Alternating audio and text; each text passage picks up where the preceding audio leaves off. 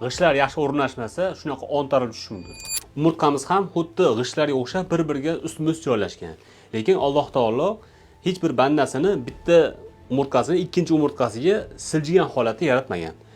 G'ishtlarni ko'rib turibsiz, bitta g'isht ikkinchi g'ishtga nisbatan oldida joylashyapti. Agarda umurtqamizda siljish kasalligi bo'ladigan bo'lsa, ya'ni tibbiyot tilida spondilolistiz kasalligi bo'ladigan bo'lsa, umurtqamiz ham bir-biriga nisbatan xuddi g'ishtga o'xshab bir-biriga nisbatan siljiydi, oldiga siljiydi.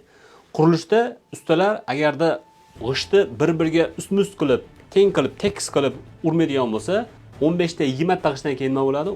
Devorimizni yondan qarasangiz qiyshayga o'xshab qoladi.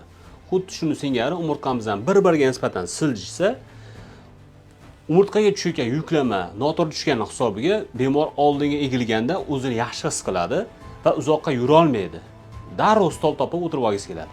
Umurtqamiz bir-biriga nisbatan siljimasligini ta'minlash uchun Ent shifo klinikasida umurtqa siljishni davolaydigan muolajalar tashkillangan. Plazma lifting hamda zarb to'lqinli terapiya hamda miya stimulyator yordamida umurtqani orqa sohasida joylashgan chuqur muskullarni tonusi keltirish yordamida hamda singan bo'g'im o'simtasini bitkazish yordamida umurtqa siljishini davolasa bo'ladi.